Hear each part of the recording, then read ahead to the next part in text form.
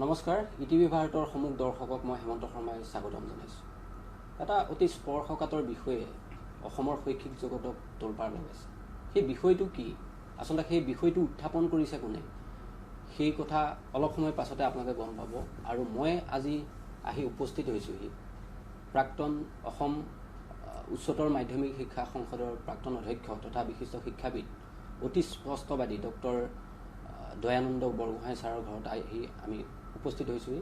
Sir, আপোনাক প্ৰথমতে এই অনুষ্ঠানলৈ স্বাগতম জনাইছোঁ। নমস্কাৰ। হয়, পোনে পোনে আমি দৰ্শকসকলক আপোনাৰ মুখেৰে জনাবলৈ বিচাৰিম যে প্ৰকৃততে আপোনাৰ অভিযোগটো কি? ঠিক অভিযোগ মোৰ নহয়, আটাইতকৈ ডাঙৰ কথা এই জুনিয়ৰ কলেজসকলক যিসকলক এতিয়া ভাবিছে যে সকলে এনেকুৱা ধৰণৰ অসাধু পন্থাৰে কাম আৰম্ভ কৰিছে, মই এইটো সুযোগ নাপালোঁ। কোনো তেনেকুৱা অনুষ্ঠানে মোৰ লগত কোনো ধৰণৰ যোগাযোগ কৰা নাছিল। কিন্তু মই তালৈ অধ্যক্ষ হিচাপে যোৱাৰ আগে তিনিটামান উদাহৰণ মোৰ আগত আছিল। যেনে 12 চনত প্ৰশ্নকাকত ফাদিল হৈছিল আৰু তাৰ দুখত সেই সময়ৰ যিজন কণ্ট্ৰলাৰ আছিলে সেই কণ্ট্ৰলাৰজন ডিচাৰ্জ কৰা হৈছিল।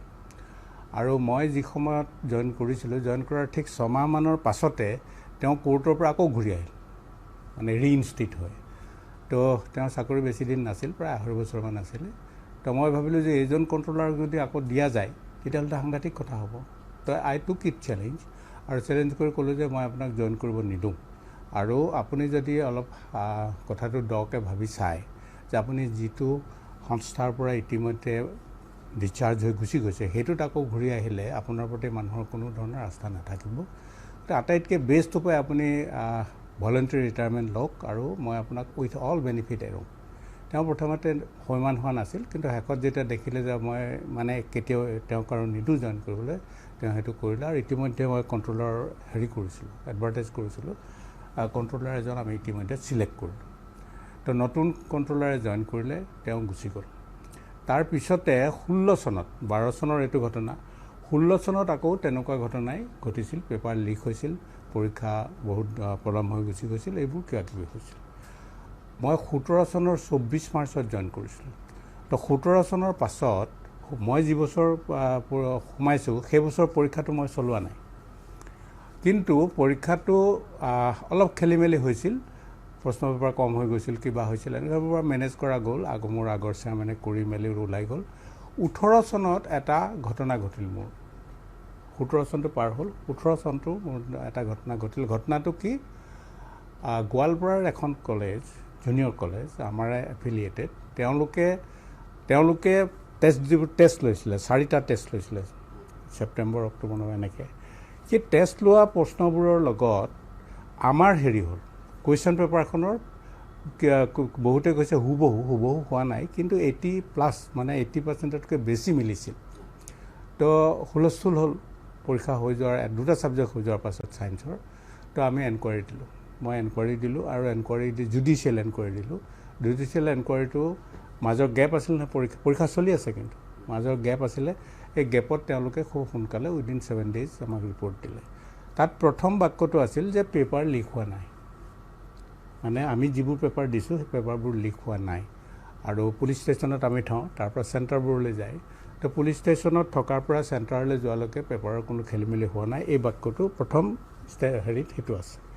ডিপেণ্ডিং অন ডেট ৰিকমেণ্ডেশ্যন মই নতুনকৈ পৰীক্ষা পতাৰ কথা নাভাবিলোঁ। এই কাৰণেই যে আমি ধৰি লওক আকৌ তিনিটা ছাবজেক্ট, মেইনলি 3টা ছাবজেক্ট পেপাৰ কাটিব লগা হ'লহেঁতেন, প্ৰিণ্টত যাব লগা হ'লহেঁতেন, 2.5 লাখতকৈ বেছি ষ্টুডেণ্ট, আকৌ পৰীক্ষা হলবোৰ এৰেঞ্জ কৰিব লগা হ'লহেঁতেন, আৰু ৰিজাল্ট বহুত গুচি গ'লহেঁতেন, আৰু আমাৰ ল'ৰা ছোৱালীবোৰ কম্পিটিশ্যনত বহিব নাপালেহেঁতেন। গতিকে শ্লাইড যদিও মোৰ মানসিক অশান্তি আছিল, তথাপিও মই পৰীক্ষাটো পাৰ কৰাই দিলোঁ। পাৰ কৰাই দিয়াৰ পাছত এই যে ৰিপৰ্টটো, সেই ৰিপৰ্টটো তাত এটা ধৰিব লগা কথা এটা আছিলে, মানে মই আৰু এটা এনকুৱাৰী তাত লগে লগে দিব পাৰিলোহেঁতেন। কিন্তু ইতিমধ্যে এই যে এইজন কণ্ট্ৰলাৰক মানে নাইকিয়া কৰা, আৰু এজন অফিচাৰে খেলি মেলি কৰিছিল, তেওঁক আকৌ ডিউটিৰ পৰা নোহোৱা কৰি তেওঁৰ এগেইনষ্টে এনকুৱাৰী কৰা, আৰু তেওঁৰ ওপৰত 2টা এনকুৱাৰী হ'ল পিছত। আৰু তেওঁ সেইজন মানে হিচাপমতে কাউন্সিলৰ পৰা যাবই লাগে, মই সেইটো ষ্টেজত এৰি আহিব লগা হ'ল। আৰু এই যিটো ৰিপৰ্ট, এই ৰিপৰ্টটো মোৰ হেৰাই থাকিল। কেনেকৈ হেৰাল আপুনিতো সুধিব পাৰে এতিয়া কেনেকৈ হেৰাল সেইটো হেৰুৱাটো সাংঘাতিক কথা মানে ৰিপৰ্ট যিমান দূৰ সম্ভৱ মোক এটাই দিছিলে আৰু সেইটো যিহেতু মই এক্সিকিউটিভ নহয় গতিকে মই সেইটো ছেক্ৰেটেৰীক দি দিলোঁ তো ছেক্ৰেটেৰীক দিয়াৰ পাছত কোনোবা আফটাৰ 6-7 মান্থ কোনোবা এজনে হেৰি কৰিলে RTI কৰিলে যে ৰিপৰ্টটো ক'ত মই ৰিপৰ্টটো বিচাৰিলোঁ নাই তো নেপালোঁ নাই সেই সময়ত নাই আৰু কিন্তু এতিয়া অহাৰ ঠিক আগে আগে আৰ্ষ্টফাইল যিজন ছেক্ৰেটেৰী আছিলে এতিয়াজন নহয় ইয়াৰ আগৰ ছেক্ৰেটেৰী যিজন ছেক্ৰেটেৰী মোক টোটেল মানে নেগলেক্ট কৰিছিল নেগলেক্ট মানে মোৰ সৈতে কাম নকৰিছিলে তেওঁৰ ক'ৰবাত ফাইলটো লুকুৱাই থৈছিলে এইটো পালোঁ তো পোৱাৰ পাছত মই এতিয়া দি থৈ আহিলোঁ সেইটো তো দি থৈ আহি এতিয়া এনকুৱাৰী যাব পাৰিব কিবা কৰিব পাৰিব যদি নতুনকৈ ইনভেষ্টিগেশ্যন আছে কৰিব পাৰিব ইফ নেচেচাৰী তাৰ বাহিৰে বাকী যিবোৰ কথা আছিলে খেলিমেলি কথা সেই খেলিমেলি কথাবোৰ মই বহুত ইণ্টেলেকচুৱেলি এইবোৰ নাইকিয়া কৰিবলৈ যত্ন কৰিছিলোঁ যেনে কুৱেশ্যন পেপাৰ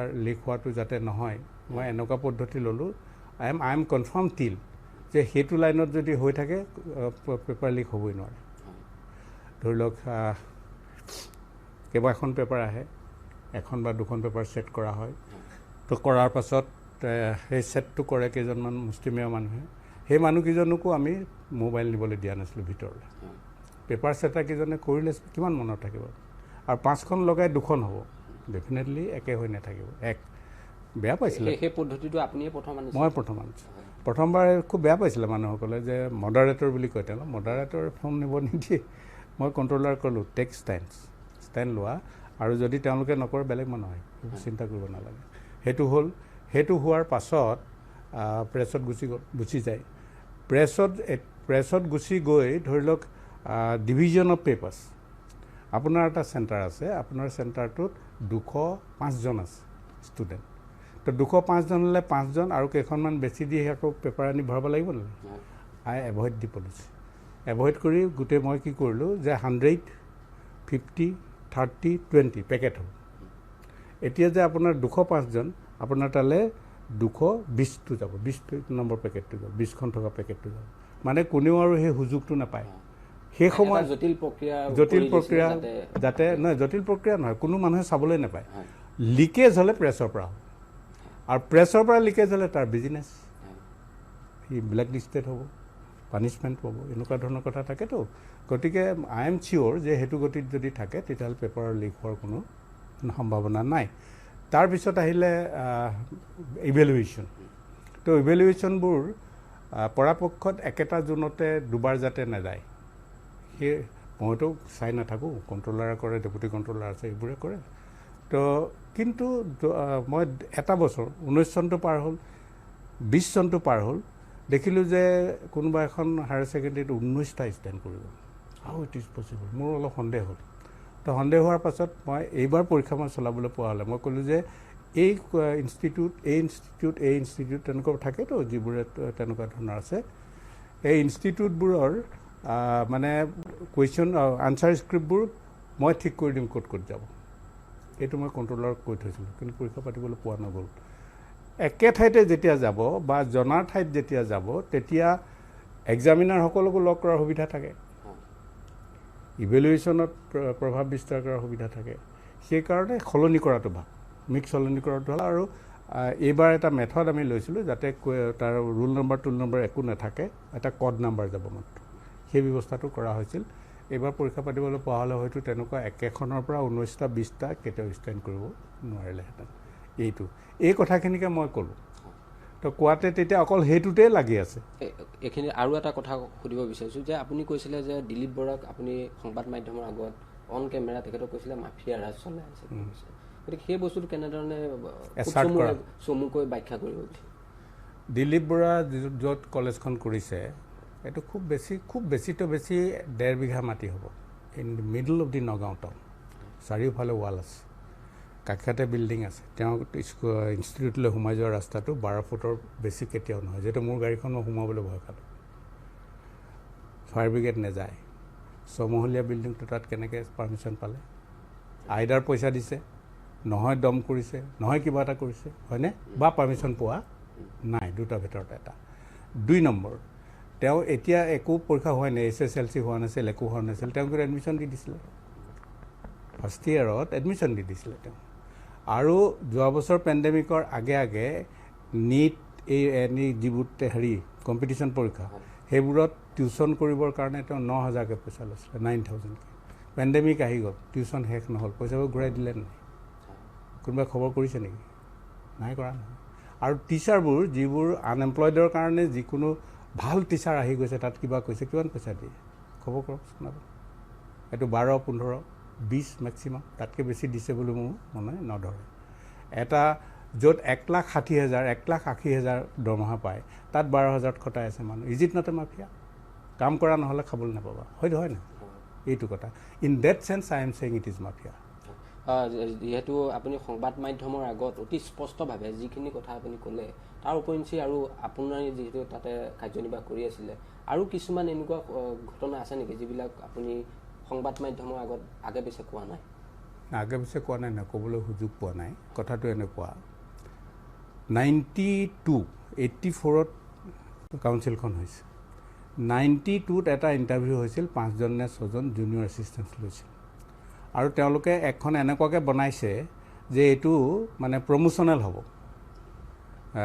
ধৰি লওক 4th গ্ৰেডো 3rd গ্ৰেডলৈ যাব পাৰে 3rd গ্ৰেড এছিষ্টেণ্ট ছুপাৰিণ্টেণ্ডেণ্ট হ'ব পাৰে ছুপাৰিণ্টেণ্ডেণ্টৰ পাছত এছিষ্টেণ্ট ছেক্ৰেটাৰী হ'ব পাৰে এই প্ৰচেছটো প্ৰমোচনৰ ভিতৰত থৈছে 92ৰ পাছত ইণ্টাৰভিউ হোৱা নাই মানুহ কিন্তু তাত বহুত আহিছে টোটেল মানুহ আছে 147 মই সোমাওঁতে 140 ইম্বেলেঞ্চো আছে ৰিজনেল ইম্বেলেঞ্চো আছে 147ৰ ভিতৰত 145 ইয়াৰ নগাঁও বৰপেটা নলবাৰী এইডোখৰৰে বেছি উজনি অসমৰ 2জন আছে মুঠি এই কথাটো মই এবাৰ যেতিয়া ক'লোঁ হেই আপুনি উজনি নামনি কৰিছে হ'লেও নাই কৰা বস্তুটো সঁচা নে মিছা তো এই মই থাকি কেইজনমান অফিচাৰ খালী হোৱা অফিচাৰ পোষ্টত আমি লৈছোঁ তাত দুগৰাকী ছোৱালী উজনি অসমৰ আহিল হুলস্থুল লাগি গ'ল ইয়াত উজনি অসমৰ মানুহ দিছে ইম্বেলেঞ্চটো হুইল চি দি ইম্বেলেঞ্চ আৰু যিগৰাকীক দিছে সেইগৰাকীকে ডক্টৰেট লৈ 12 বছৰ 14 বছৰ ক'ৰবাত কৰা কিবা কৰা এনেকুৱা মানুহ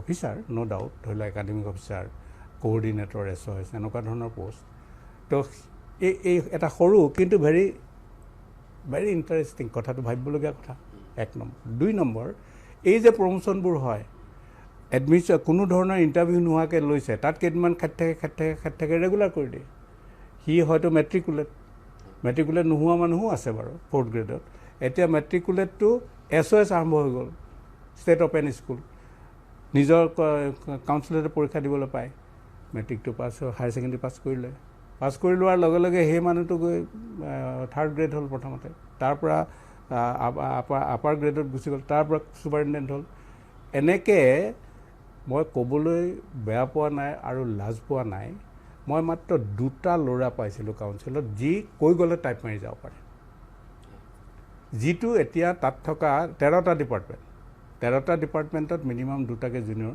এছিষ্টেণ্ট লাগে এতিয়া মই এৰি আহোঁতে মুঠে 11টা জুনিয়ৰ এছিষ্টেণ্ট আছে বাকীবোৰ চব 4th গ্ৰেড হৈ আছে কথা বুজি পালেনে তো এইটো এটা চাবলগীয়া বিষয় হয়নে নহয় ৰিফৰ্ম কৰিব বিচাৰিলে সেইবোৰ ৰিফৰ্ম কৰিব লাগিব যিসকলে এনেকৈ প্ৰমোশ্যন লৈ গৈছিলে তেওঁলোকে এটা হেৰি কৰিব লাগে তেওঁলোকৰ এটা ইণ্টাৰভিউ ল'ব লাগে how far they are efficient কিমান এফিচিয়েণ্ট তাহাঁতক মাৰিবলৈ দিয়ক না কম্পিউটাৰ ডিক্টেশ্যন এটা দিয়ক না কেইটা শুদ্ধকৈ লিখিব পাৰে কিন্তু এই যে এইটো প্ৰচেছত আহিছে সেইটো মই 31টা পোষ্ট উলিয়াইছিলোঁ 13টা ডিপাৰ্টমেণ্টত 2টাকৈ জুনিয়ৰ এছিষ্টেণ্ট আৰু 5টা খালী আছিল ইণ্টাৰভিউ হ'ল EC ডিচিশ্যন ইণ্টাৰভিউ এইসকল মানুহেই ল'লে তাত থকা মানুহবোৰে তেতিয়ালৈকে চব ঠিক কিন্তু ইহঁতৰ নিজৰ পৰিয়ালৰ কোনোবা ভতিজা কোনোবা ল'ৰা কোনোবা ছোৱালী এটাও পাছ নকৰিল 23জন তেনেকুৱা কেণ্ডিডেট আছিলে আউট অফ 25 মাত্ৰ 2জনে পাছ কৰিলে কাউন্সিলৰ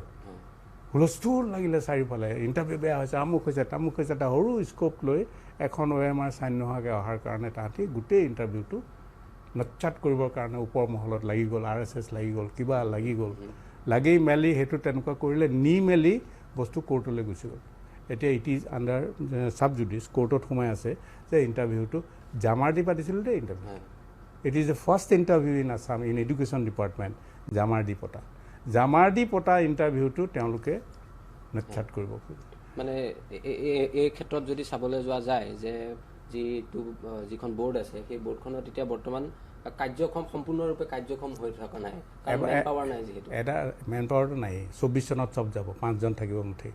গৈয়ে মানুহে এক্সপাৰ্ট হ'ব নেকি? আগৰ পৰা ট্ৰেইন হ'ব লাগিব নালাগে? 2 বছৰ মিনিমাম এবছৰ ট্ৰেইন কৰিব লাগিব নালাগে? এইটো তেওঁলোকে বুজি নাপায়, এইটো কৰে। আৰু এতিয়া ছেক্ৰেটাৰী আগৰজনেতো একদম মোক অপ'জ কৰিবৰ কাৰণে আহিছিলে। বহুতে এতিয়া সুধিছে আপুনি তেতিয়া একো নকৰিলে কিয়? মই তেতিয়া কৰিব এইটো যিটো এতিয়া গণ্ডগোল হৈ আছে যে এনকোৱাৰী এটা আপুনি হেৰি কৰিলে, ছাপ্ৰেছ কৰিলে, ফাইলটোকে হেৰুৱাই পেলালে। এতিয়াহে বিচাৰি পাইছোঁ। কোনে হেৰুৱালে? ছেক্ৰেটাৰীহে হেৰুৱালে। এনেই কথাটো কৈছোঁ। তেনেকুৱাবোৰ কথা থাকে, সেইকাৰণে বহু ক্ষেত্ৰত মানে কাম কৰিব খুজিলেও কেতিয়াও কৰিব পৰা নাই। আৰু সাংঘাতিক কেইটামান সিদ্ধান্ত মই লৈছিলোঁ। 1, মই ডিষ্ট্ৰিবিউশ্যনত মানে হেৰি কৰিছিলোঁ, মানে যাতে মানুহবোৰে ট্ৰাবল নাপায়। এটা ব্ৰাঞ্চ অফিচ বৰাকত খুলিবলৈ লৈছিলোঁ, কনষ্ট্ৰাকশ্যন আৰম্ভ হৈছিল, আৰু এটা ব্ৰাঞ্চ অফিচ ডিব্ৰুগড়ত খুলিব লৈছিলোঁ। কানৈ কলেজে নিজে 2টা ৰুম মানে উইদাউট এনি ৰেণ্ট আমাক দিছিলে প্ৰথম।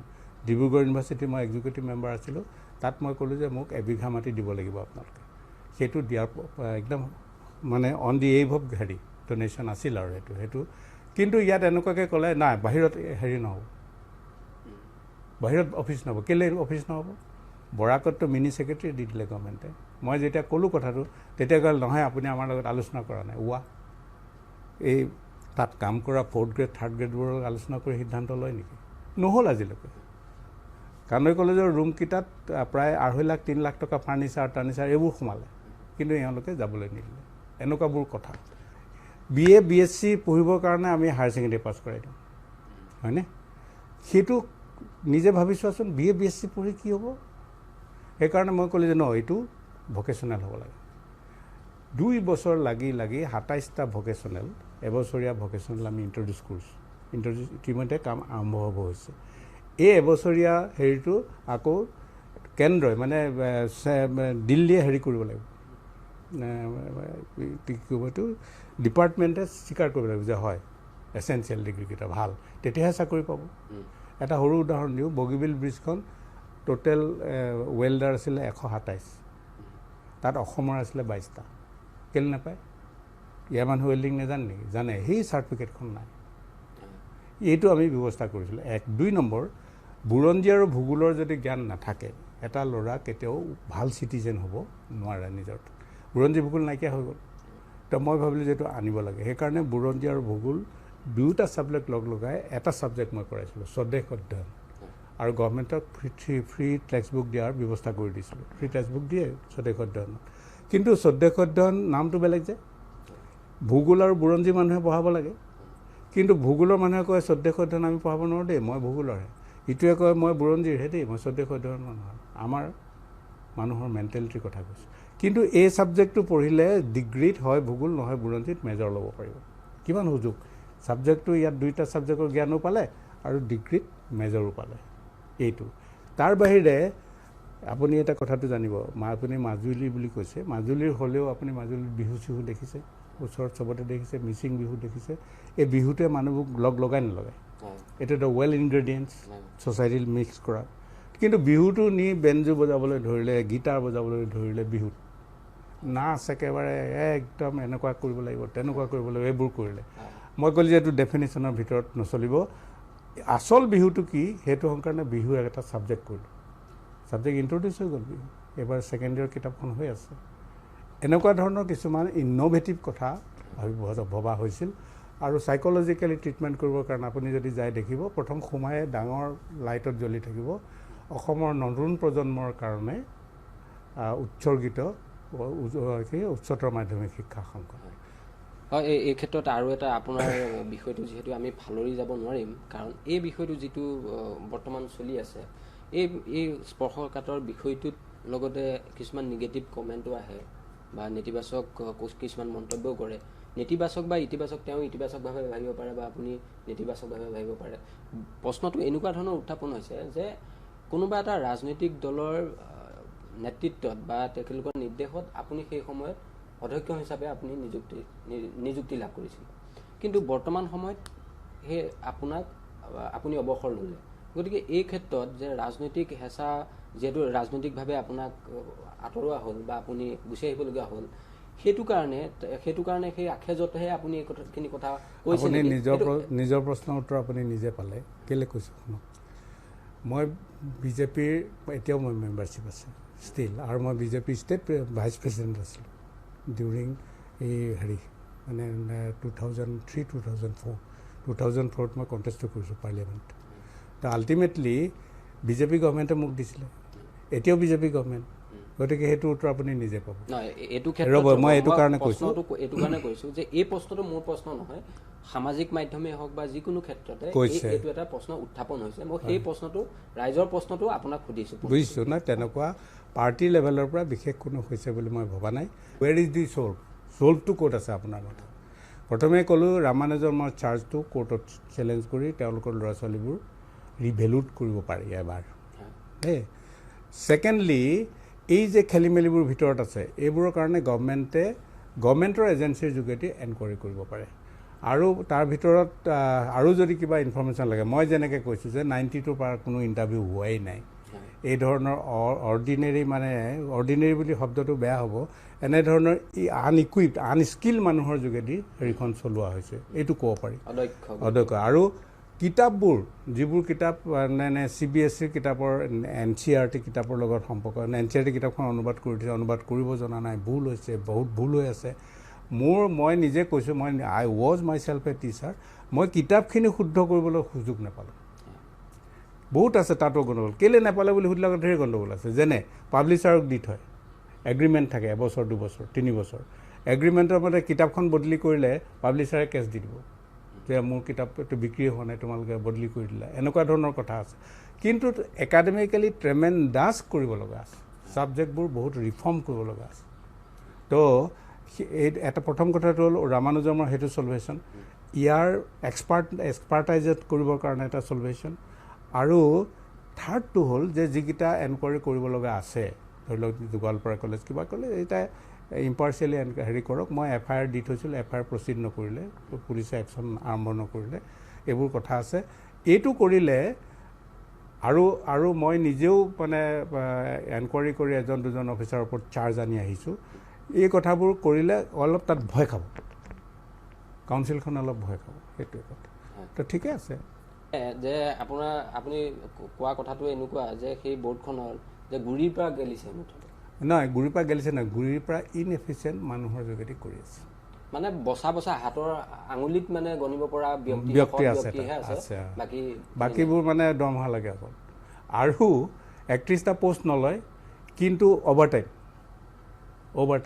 কি দিয়া নাই LTC দি দিছিলোঁ দুবাৰ লাইফত দুবাৰ পাব LTC গভৰ্ণমেণ্টে যিটো কাটিছে তেওঁলোকে বিহুত হেৰি পায় এইটো কি এগ্ৰেছিয়া নে কি এটা দিয়ে যে সেইটো দিওঁ 20,000কৈ পাই চবে কি দিয়া নাই তেওঁলোকক প্ৰমোশ্যন বন্ধ হৈ আছিলে প্ৰমোশ্যন দি দিছোঁ তাৰপিছতে ছেটিছফাইড নহয় কি কৰিব সেইটো কথা হয় ধন্যবাদ জনাইছোঁ ইমান ব্যস্ততাৰ মাজতো ইমান পেণ্ডেমিক চিটুৱেশ্যনৰ মাজতো যে আপুনি অকণমান সময় দিলে আমাক তাৰ কাৰণে ধন্যবাদ জনাইছোঁ সেয়া আছিলে বিশিষ্ট শিক্ষাবিদ তথা হাইস্কুল এডুকেশ্যন কাউন্সিলৰ প্ৰাক্তন অধ্যক্ষ ডক্টৰ দয়ানন্দ বৰগোহাঁই ছাৰ আৰু তেখেতে কিছুমান অতি স্পৰ্শকাতৰ বিষয় উত্থাপন কৰিছে যি গতিকে এই কথাখিনি কেতিয়া সমস্যাখিনি সমাধান হ'ব এই প্ৰশ্নৰ উত্তৰ সময়হে দিব